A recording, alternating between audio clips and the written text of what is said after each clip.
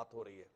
जो भजन बापू को सबसे ज्यादा प्रिय था, अगर उस भजन से आने वाली पीढ़ी को परिचित कराया जा रहा है, गुनाह किया जा रहा है। उस भजन में है क्या?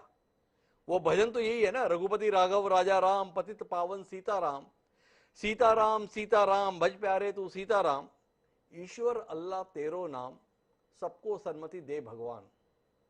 ईश्वर अल्लाह एक है, सबको सद्बुद्धि हो, सबको सन्मति हो, ठीक मति हो, ये कल्पना बापू की थी।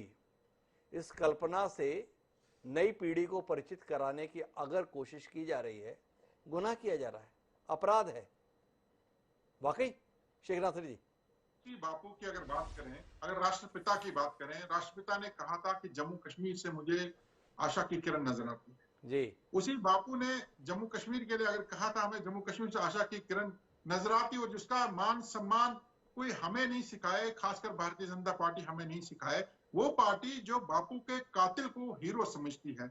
बापू का सम्मान उसके भजन गाने से नहीं होगा, बापू का सम्मान उसके कातिल को कातिल कहने से होगा। बापू का सम्मान नथुराम गोडसे को देश का सबसे बड़ा आतंकी, देश का सबसे बड़ा मुजरिम कहने से होगा। वो लोग जो नथुराम गोडसे को हीरो मानते हैं, वो हमें बापू का सम्मान करने की शिक्षा देंगे, ये हमें कतई मंजूर नहीं तो है। शेख नासिर जी का कहना है जो बाबू के कातिल को महिमा मंडित करते हैं उनसे हमें शिक्षा नहीं चाहिए। अब भाजपा के नेता जाके स्कूल में क्या ये भजन गा रहे हैं, ये सवाल है। लेकिन शेख नासिर जी ने एक मुद्दा उठाया है, एक तरफ बापू से नई पीढ़ी को परिचित कराने की बात है, दूसरी तरफ बापू के हत्यारे को महिमा मंडित करने की बात है। चिंतामणि मालवीय जी मेरे साथ में है। चिंतामणि जी, जब भी बापू की बात आती है आपकी पार्टी राष्ट्रीय स्वयंसेवक संघ निशाने पर आ जाता है। शेख नासिर जी भी इसी बात को लेकर इस कार्यक्रम में मौजूद हैं कि बापू के हत्यारे के महिमा मंडित करने वाले आप लोग हमें बता रहे हैं बापू के विचारों के संदर्भ में। क्या कहना है चिंतामणि जी? लेकिन मुझे लगता है कि पता नहीं कांग्रेस को इतने पतन के बाद भी क्यों हिंदुत्व, भारत और भारतीयता से इतनी चीड़ है, ये समझ में नहीं आता। ये समझ के परे है कि आखिरकार और कितने ये आखिरकार 2-4 पे पहुंचेंगे, कहां पहुंचेंगे, क्यों आखिरकार आपको इस देश के श्रेष्ठ नागरिकों से इतना विरोध है।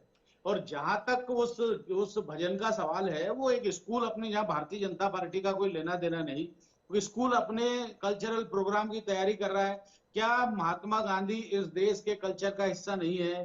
क्या महात्मा गांधी के भजन, क्या महात्मा गांधी के कार्य, क्या महात्मा गांधी का स्वरूप, उनका दर्शन इस देश की रीति नीति का हिस्सा नहीं है? आप तो क्या हिंदू विरोध के नाम पे आप महात्मा गांधी को भी एक तरफ दरकिनार कर देंगे? कहां जाएंगे? ये इनके आत्मावलोकन का विषय है, ये विषय भारतीय जनता पार्टी और कांग्रेस का नहीं है। वस्तुतः कई बार जो स्कूल होते हैं उसमें क्रिश्चियन जो मिथक रहते हैं या माइथोलॉजी रहती है, उसको लेकर के भी नाटक किए जाते हैं, शेक्सपियर के नाटक किए जाते हैं। तो क्या वो सांप्रदायिक हो गए?